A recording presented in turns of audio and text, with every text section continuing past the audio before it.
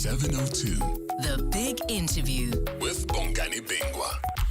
I don't typically do this, but I thought, gosh, it's so well written, I can't improve on it, so let me read it. This is the editorial in the Sowetan this morning, and simply put, they say, the long-running maladministration soap opera at the National Student Financial Aid Scheme has reached a shameful depth. The failures there now threaten not only the students' academic progress, but also their dignity, safety, and mental well-being. It comes, of course, on the back of what we heard from the public protector, Kollega Galeka. And the Sowetan says she rightly is sounding the alarm, and they're saying it's a damning indictment on an institution whose core responsibility is to ensure financially disadvantaged students can access and complete higher education. Instead, delays, non-payment of allowances for food and accommodation have left beneficiaries without meals, some facing eviction from accommodation. No student should have to choose between attending lectures and having a meal. And what NSFAS is doing is simply impairing the dignity of these students, humiliating them, quite frankly. Walter Letsie is the chairperson of Parliament's Portfolio Committee on Higher Education, and they are one, at least, of the bodies that are meant to keep an eye on the executive and indeed how they run entities like NSFAS. A pleasure to have you on our show. Thank you for your time this morning. Good morning, Bongani. Good morning to the listeners, and thanks for having us. NSFAS is a complete disaster, surely. Well, I don't agree. I mean, NSFAS, as we speak, is funding over 1 million students and only about 40,000. And we don't agree that those 40,000 are not important. They're extremely important. The delays of payments of tuition, delays of payments of allowances, is around 50-something thousand students, and to say that it's a complete disaster is just to, exaggerate the crisis. There is a problem. We must accept.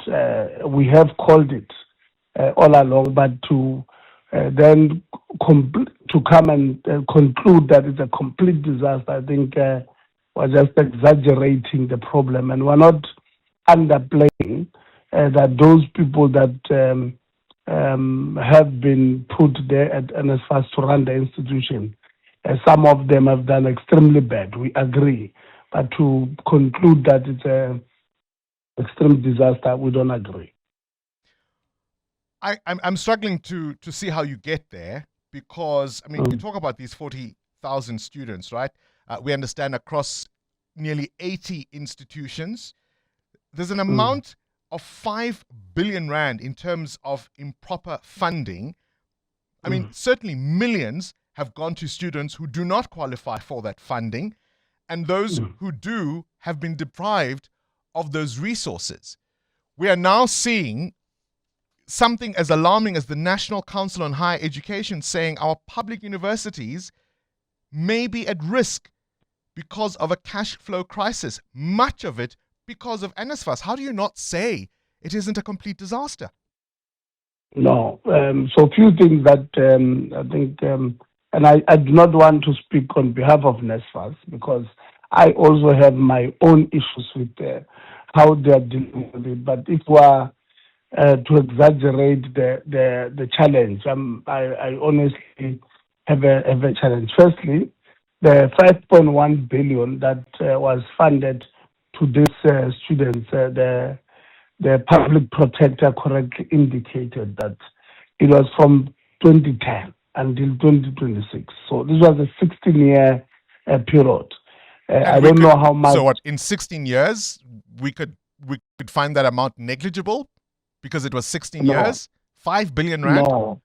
No. As we are speaking now, the scheme this year alone, Bongani, is a 50 billion in an institution as we speak now, this year alone.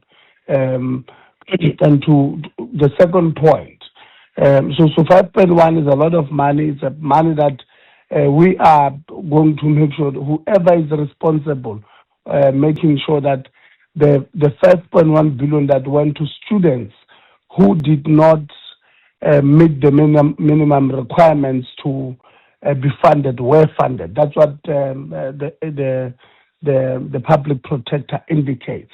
And I can tell you now, because I know, I always, when I go to institutions, tell students themselves that they must not submit fraudulent document to say, hi, now I stay with the granny alone, my mother is not around, we don't know where my father is.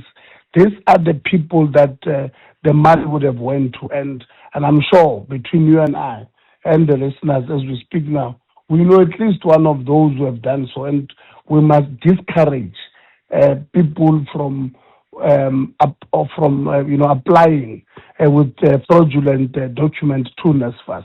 Yes, the PP correctly indicates that the controls on NSFAS should have long improved, and that's the point she's making. The second point that you've spoken about when Council of Higher Education indicates that institutions are at risk of not paying even, the salaries of their staff. It's again something that we can't defend and insulate NSFAS from. But we also need to, indicate what is the problem. The problem at institutions of higher learning now is because people are taking advantage of the internal controls that the public protector is talking about and wanting to milk the state. What do I mean? There are institutions today who for a bed, not even a room, who for a bed want to charge students who come from poor background about 11,000 rand per month. And that it's something that even the public protector spoke about, the cost of student accommodation in South Africa. She has even indicated that she's going to even do a separate investigation on that, which is something that we have spoken about. We don't agree with people who want to take advantage of those particular, and we're not insulating NSFAS from their own problems. So here's my difficulty, and it's unfortunate in a sense because your role is to be asking the tough questions. And part of my difficulty is I'm not laying the blame of what's gone wrong at NSFAS at your door by any means. But for you to be able to hold the executive to account, that means you've got to also be able to correctly diagnose the problem. And so if you see it as an exaggeration that, for instance, the funding shortfall for NSFAS has now ballooned to 15 billion rand.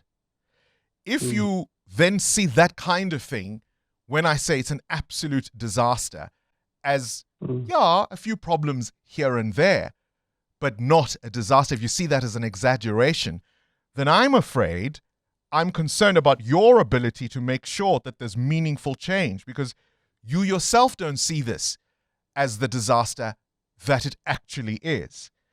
And so we then have a scenario like we did, for example, last week when we had the minister unable to explain the most basic issues around the administrator and the advisors.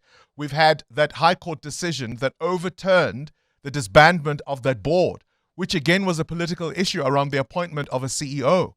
We've got all of these issues, and I'm afraid for your ability to hold these people accountable if you yourself think it's an exaggeration to call it an absolute disaster. Yeah. Or is that just a philosophical disagreement we have? Yeah. Unfortunately, Bongani, that's, I think, where we're going to disagree. Because, firstly, when the minister put NSFAS under administration, it was us who, by the way, indicated that we believe that the minister is going to lose that case against NSFAS on three fronts. And if you read the judgment agreed with all of us, with the three issues that were raised to the ministry ourselves. It is not,